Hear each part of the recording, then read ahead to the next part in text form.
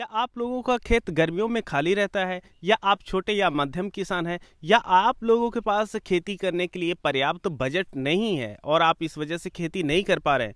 तो आज की यह वीडियो आप लोगों के लिए है। आज की इस वीडियो में हम आपको 3 ऐसी फसलें बताएंगे जिनकी खेती अगर आप लोग करते हैं तो मार्केट में उनका रेट बहुत ही अच्छा मिलेगा, और इसके साथ ही साथ उनमें जो खेती करने का बजट होता है, लागत होती है, वो बहुत ही कम लगता है। तो वह 3 फसलें कौन सी हैं, उनकी खेती आप लोग किस तरीके से करेंगे, किन बातों का ध्यान रखना है और उनका रेट आप लोगों को बेहतर क्यों मिलेगा, ये सारी जानकारी देंगे आज की इस वीडियो में। नमस्कार, मैं हूं देव मौर्य और आप लोग देख रहे हैं स्मार्ट किसान यूट्यूब चैनल। अगर अभी तक आप लोग स्मार्ट किसान यूट्यूब चैनल को सब्सक्राइब नहीं किए हैं तो सब्सक्राइब करके बेल का आइकन दबा दीजिए, जिससे आप लोगों को खेती बाड़ी से संबंधित सही, सटीक और व्यवहारिक जानकारी समय समय पर मिलती रहे। देखिए, सबसे पहले हम 3 फसलों का नाम आप लोगों को बताते हैं।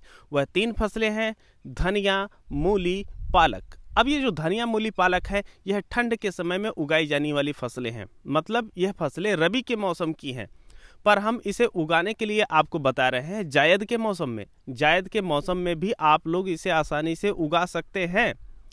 और जब जो मौसम होता है ये गर्म होना शुरू हो जाता है तो इसका जमाव कम होता है, तो इस वजह से काफ़ी किसान आकर के जायद के मौसम में इसकी खेती छोड़ देते हैं।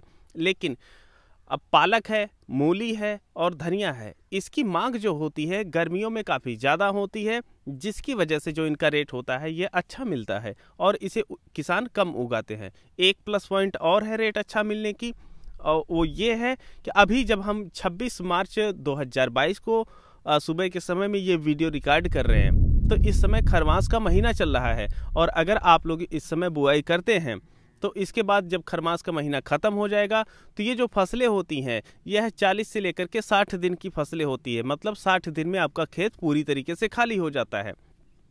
तो अब जब आप यह फसलें उगाते हैं तो उस समय फिर शादी विवाह का सीजन शुरू होने वाला है अप्रैल से।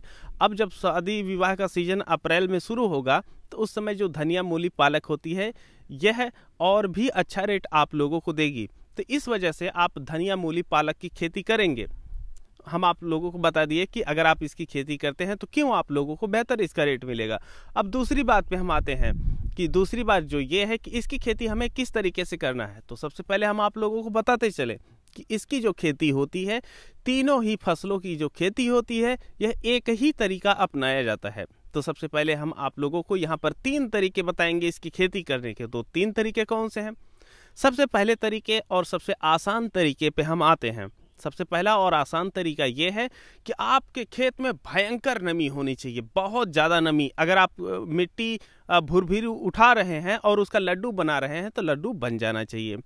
अब अगर ऐसी परिस्थिति है आपके खेत की तो आप एक बार अपने खेत की रूटावेटर से अच्छी तरीके से जुताई करवा दीजिए, और उसके बाद उसमें 40 किलो डीएपी और 20 से 25 किलो यूरिया और 20 से 25 किलो पोटास मिला करके पूरे खेत में डाल दीजिए।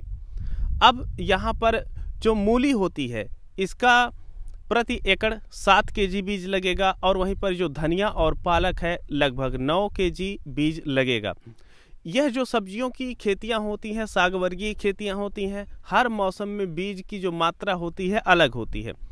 इसकी जो खेती होती है, अगर आप अच्छा रेट प्राप्त करना चाहते हैं तो फरवरी से शुरुआत कर सकते हैं, और जब आप लोग फरवरी से इसकी शुरुआत करते हैं तो आप लोगों को उम्मीद होती है रेट अच्छा मिलने की, क्योंकि फरवरी के बाद जब आप इसे उगाने जाते हैं तो मौसम धीरे धीरे गर्म होने लगता है, और जब मौसम धीरे धीरे गर्म होने लगता है तो इसका जो जमाव होता है ये प्रभावित होता है।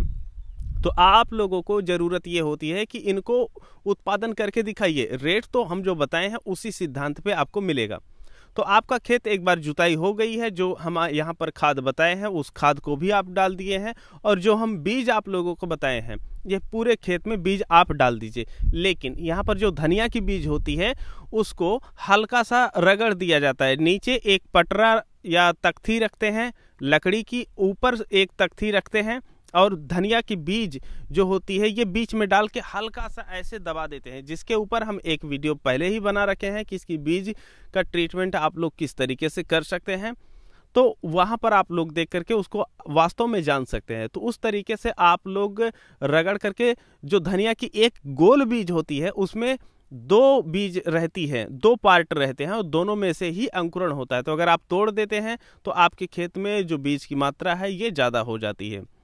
तो आप लोगों को धनिया और पालक के 9 किलो बीज लेना है और जो आपको मूली है यह 7 किलो लेना है। अब इनका जो ट्रीटमेंट है, आप किस तरीके से बीज को उपचारित कर सकते हैं और तैयार कर सकते हैं अच्छे जर्मिनेशन के लिए। तो जो मूली की सीड होती है इसको डायरेक्ट आप खेत में बुआई कर सकते हैं। वहीं पर जो पालक और धनिया की सीड होती है उसे सबसे पहले आप अपने घर पे भिगो दीजिए 10 से 12 घंटे के लिए, और उसके बाद छान करके जो जूट का बोरा होता है उसमें डाल दीजिए। लगभग 4 से 5 घंटे जो जूट का बोरा होता है वह भीगा होना चाहिए, और 4-5 घंटे के बाद उसमें जो चूल्हे की राख होती है उसको मिक्स करके 1 से 2 दिन के लिए रख दीजिए। अब जब उसका अंकुरण फुटाव आना होता है और उसी समय उधर आपका खेत तैयार होना चाहिए, उसके बाद पूरे खेत में डाल करके रूटावेटर की सहायता से हल्का सा मिक्स कर दीजिए। आपका काम हो गया। छोटी छोटी क्यारियां बना दीजिए ताकि आप लोग सिंचाई कर सकें। जब आप इसको डाल देते हैं, जब तक अंकुरण नहीं हो जाता है तब तक आप लोगों को फ्लड इरिगेशन के जरिए सिंचाई उसकी नहीं करनी होती है। अगर आप लोग सिंचाई कर देते हैं तो जो आपके बीज का जमाव है ये बहुत ही कम होगा, क्योंकि जो बीज है ये नीचे है, और जब आप सिंचाई कर देंगे बगैर अंकुरण के तो वहाँ पर देखेंगे कि जो मिट्टी होती है ये पपड़ी बना लेती है। जब पपड़ी बना लेगी तो जो बीज है यह अंकुरण नीचे ही दबा रह जाएगा और सड़ जाएगा, आप लोगों को बाहर अंकुरण नहीं दिखाई देगा। अब काफ़ी ऐसे किसान होंगे कि जहाँ पर जो खेती इसकी होती है तो सीजनी घास बहुत ज़्यादा होती है। अगर दूब मोथा है तो उसके लिए भाई कोई इलाज ही नहीं है मौके पे खड़ी फसल में।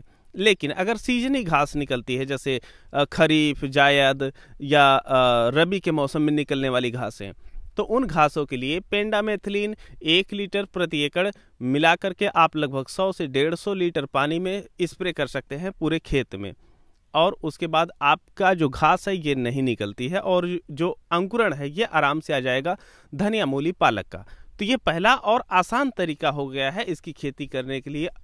अब जो दूसरा तरीका है वो ये है कि पहला तरीका आप एकदम पालन करेंगे, लेकिन जो स्टेप होता है दूसरा वाला, तो आप पहले स्टेप में खेत में ही वैसे एकदम छोड़ दिए थे, क्यारी वारी बना दिए थे, लेकिन अब दूसरे में आपको करना ये है कि आप जो आलू बनाने बुआई करने वाली मशीनें होती हैं उनकी सहायता से मेड़ बना दीजिए पूरे खेत में, और उसके बाद जो है आपका काम ओके हो जाता है। तो इसमें मेड़ पे भी आपकी जो धनिया, मूली, पालक है उगेगी, और जो नाली रहेगी उसमें भी उगेगी, और आपको थोड़ा सा लंबे समय तक का प्रोडक्शन मिलेगा, क्योंकि जहाँ पर पानी ज़्यादा लगेगा वहाँ पर पौधा थोड़ा सा स्लो विकास करेगा। जो ऊंचाई वाला मेड़ पे इलाका रहेगा वहाँ पर पौधे तेज़ी से बढ़ेंगे, तो आप कंट्रोल भी कर सकते हैं। अब दूसरी चीज़, तीसरी विधि जो हम बताने वाले हैं वो ये है कि मान के चलते हैं आपके खेत में नमी एकदम नहीं है, तो ऐसे में आप अच्छे से जुताई कर दीजिए, खाद डाल दीजिए, मेड़ बना दीजिए। मेड़ पे आप हाथ से बुआई कर सकते हैं, या आप चाहें पूरे खेत में सीड वैसे डाल करके मेड़ बनाइए, और मेड़ बना करके आप हल्का सा पानी लगाइए। पानी जो है ये नालियों में ही रहेगा, लेकिन जो मेड़ भीगना चाहिए वो पानी रिस करके, जैसे होता है कि धीरे धीरे आप नाली में लगा दिए हैं पानी, मेड़ जो है पानी को सोख लेती है, तब की विधि। लेकिन यह रिस्की विधि है, इसको हम सजेस्ट नहीं करेंगे कि आप लोग इस विधि में जाकर के करें। हाँ, आप ऐसा कर सकते हैं कि अगर पर्याप्त नमी है तो मेड़ बना करके हाथ से बुआई कर सकते हैं। लेकिन जो हम पहला तरीका आप लोगों को बताए थे उसमें आप लोगों को प्रोडक्शन जो होता है ये ज़्यादा मिलता है। चाहे आप ऐसे फ्लैट छोड़ करके छोटी छोटी क्यारियां बना दीजिए या आप उनकी मेड़ बना दीजिए, लेकिन नमी पर्याप्त हो, वो वाला रिस्क उसमें कम रहती है। तो आप पहले वाले तरीके पे जाएंगे तो ज़्यादा बेहतर रहेगा। अब हम बात करते हैं कि एक किसान को इसकी खेती कितनी करनी चाहिए। देखिए, अगर आप छोटे स्तर के किसान हैं, बहुत बड़ी मंडी आपके पास नहीं है, तो आप कोशिश करें 1 एकड़ में तीसरे भाग में इसकी खेती करें। मतलब अगर आपको 1 एकड़ खेती करनी है तो आप जो है 1/3 में मूली लगा दिए, 1/3 में आप धनिया लगा दिए और पालक लगा दिए। तो इस तरीके से कई पार्ट में आपका हो जाएगा। या आप बड़े क्षेत्रफल में इसका करना चाहते हैं तो उसको खेत को बांट दीजिए, तीनों फसलें एक शिफ्ट में डालिए, फिर 4-5 दिन बाद फिर से बुआई कीजिए। तो इससे क्या है कि आपका कई शिफ्ट में तैयार होगा और जो माल है वह आपका मंडी में ज़्यादा दिन तक जा सकेगा। इनकेस अगर आपको कभी रेट कम भी मिलता है तब भी अंतराल होने की वजह से रेट आपको ज़्यादा मिल जाएगा। तो ये चीज़ें होती हैं। अब यहाँ पर ध्यान देने वाली क्या चीज़ है, तो ध्यान देने वाली चीज़ ये है कि इसकी आप खेती जो है अच्छे रेट के लिए फरवरी से शुरुआत कर सकते हैं। लेकिन एक चीज़ का ध्यान रखें कि जिस तरीके से तापमान में बढ़ोतरी होती जाएगी उसी प्रकार से जो हमारे ये तीनों खेतियां हैं इनके जो बीज का जमाव होता है ये थोड़ा सा कम होता जाएगा। तो आप लोगों को इस चीज़ का ध्यान रखना है। अगर आप लोग प्रोडक्शन लेकर के आते हैं तो आप लोगों को जो इसका रेट है ये अच्छा मिलेगा, क्योंकि अब ये रबी वाली फसलें हैं, इनको आप जायद के मौसम में उगा रहे हैं। तो यहाँ पर आप लोगों को एक चीज़ और ध्यान में रखनी चाहिए, वो ये है कि यहाँ पर कीड़े ज़्यादा लगेंगे और यहाँ पर जो कीड़े लगते हैं उनको आप क्लोरोफाइफास जो कीटनाशक आती है उसके ज़रिए स्प्रे करके नियंत्रित कर सकते हैं। और जो क्लोरोफाइफास दवा होती है लिक्विड फॉर्म में आती है और उसे आप 1.5 ml प्रति लीटर मिला करके स्प्रे कर सकते हैं। जब आपका अंकुरण हो जाता है तो अंकुरण के बाद देखें कि अगर आपका पौधा अच्छे से चल रहा है और उसमें हल्का पीलापन है तो उसमें DAP 50 किलो प्रति एकड़ डाल करके सिंचाई कर सकते हैं। तो कुल मिलाकर के इन जो खेतियां हैं ये तीनों 10,000 रुपये में 1 एकड़ हो जाएगा। और भगवान अगर अच्छी तरीके से आपका साथ दिए तो आप लोग 1 एकड़ से आराम से 1 लाख रुपए निकाल सकते हैं। तो ये खेतियां थी और इनको लेकर के आप लोगों के क्या विचार हैं। और आप लोग एक चीज़ ज़रूर बताएं कि आप लोगों के यहाँ इन 3 फसलों का रेट गर्मियों में क्या मिलता है, ताकि अन्य किसान भाई भी जान पाएं कि जो हम यहाँ पर बात आप लोगों को बता रहे हैं क्या वास्तव में वो सही है। तो क्रॉस चेक हो जाएगा उनका भी। तो कमेंट सेक्शन में आज ही आप बता दीजिए कि मार्च के इस महीने में अगर आप धनिया मूली पालक खरीदे हुए हैं तो उनका क्या रेट मिल रहा है। बाकी इस वीडियो को हम समाप्त करते हैं। अगर आप लोग चाहते हैं इसी तरीके से और भी वीडियो और भी फसलों के बारे में हम लेकर के आएँ तो कमेंट सेक्शन में हमें ज़रूर बताएं। मिलते हैं आप लोगों से एक नई वीडियो में, तब तक के लिए चलते हैं। जय जवान, जय किसान, जय विज्ञान।